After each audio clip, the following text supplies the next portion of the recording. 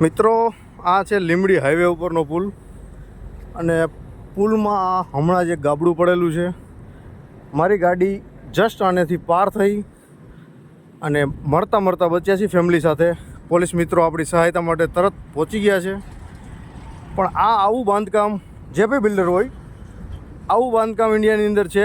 એક સારો એવો પુલ છે, નવો પુલ તમે જોઈ શકો છો. આ પોલીસની ગાડીઓ છે અને ચાલુ વિધાઉટ વરસાદ નથી, કાંઈ નથી, પાણી ભરેલા નથી. તેમ છતાં આવો માલ મટીરિયલ વાપરીને પુલ બનાવેલો છે. આવું ગાબડું અને કદાચ આમાં જાનહાનિ થાત. આની પાછળથી મારી ગાડી માન કરીને કંટ્રોલ થઈને આગળ ઊભી રહી છે. સાહેબ, આ લીંબડી પાસેનો જે પુલ છે અને આપણે જ્યાં પુલ ઉતરતા જ ઓનેસ્ટ હોટલ આવે છે એ આ પુલ છે. તમે ખાસ ધ્યાન રાખજો. અને હું નેક્સ્ટ રાજકોટ પહોંચી અને પાછું આની ઉપર કાયદેસરની કાર્યવાહી કરીશ. Thank you. આ ગાબડું છે અને આ બધા પોલીસ મિત્રો આપણી સાથે છે. તમે જોઈ શકો છો.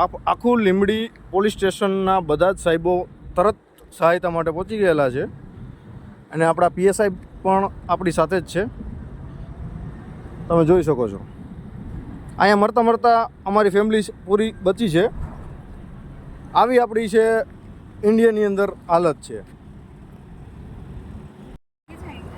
આ ગાડી નીચે ધીરે ધીરે કરીને લઈ આવ્યા છીએ. આ ગેરેજે ગાડી મારી આવી ગઈ છે. ટાયર હાવ ટોટલ પૂરી રીતે ફાટી ગયું છે. એટલે મેં અહીંયા અત્યારે સ્પેર વ્હીલ બદલાવી નાખ્યું છે. કાકા છે, મમ્મી છે, બેન છે, બધા સાથે છીએ. હેમખેમ તરીકે પાછા પહોંચી ગયા છીએ. એટલે ઓમ ઉપાધિ નથી. પણ હું અહીંયા હોનેસ્ટે નીચે ઉતરી ગયો છું. તો બધાને ખાસ કહેવાનું એ કે લીંબડીના હાઈવે ઉપર જતા આવતા એક શાંતિથી ચલાવે. આમ તો એ હાઈવે હવે પોલીસને મારે PSI સાહેબને કમ્પ્લેન કરીને બંધ કરાવી દીધેલો છે. PSI સાહેબને નંબર પણ આપી દીધેલા છે અને એક કમ્પ્લેન નોટ પણ લખાવી દીધેલી છે. આ સરકારની ફૂલ બેદરકારી છે. આવી રીતે અને આવા મટીરિયલથી પુલ બનાવશે તો કેટલું ચાલશે?